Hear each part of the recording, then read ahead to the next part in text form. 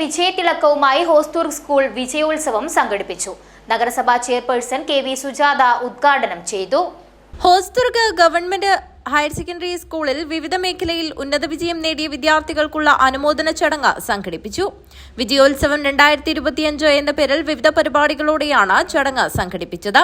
146 വിദ്യാർത്ഥികളെ പരീക്ഷയ്ക്കിരുത്തി 100% വിജയം നേടിയ SLC +2 പരീക്ഷയിൽ മികച്ച വിജയം നേടിയ 42 വിദ്യാർത്ഥികളെയും LSS, USS വിജയികൾ, കലാകായിക മേഖലയിൽ ദേശീയ സംസ്ഥാന തലങ്ങളിൽ മികച്ച വിജയം നേടിയ വിദ്യാർത്ഥികളെയുമാണ് വിജയോത്സവത്തിൽ ആദരിച്ചത്. വിജയോത്സവം നഗരസഭാ ചെയർപേഴ്സൺ കെ.വി. സുജാത ഉദ്ഘാടനം ചെയ്തു.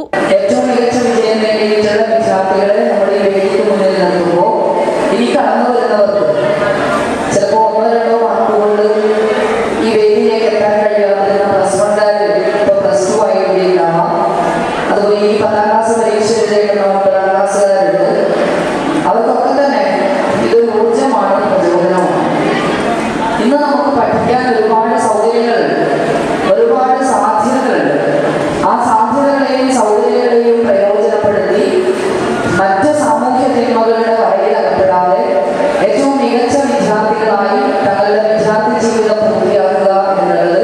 PTA പ്രസിഡന്റ് KP മോഹനൻ അധ്യക്ഷത വഹിച്ചു. School head master MP Rajesh report അവതരിപ്പിച്ചു. കാഞ്ഞങ്ങാട് DEO R രോഹിൻ രാജ് മുഖ്യാതിഥിയായി പങ്കെടുത്തു. SMC ചെയർമാൻ CK അഷ്റഫ്, വികസന സമിതി chairman MK Rasheed, mother PTA president Fathimatha Noushiba, പൂർവ്വ വിദ്യാർത്ഥി സംഘടനാ president Muthaleeb Kooliyankal, higher secondary വിഭാഗം സ്റ്റാഫ് സെക്രട്ടറി N സദാശിവൻ എന്നിവർ സംസാരിച്ചു.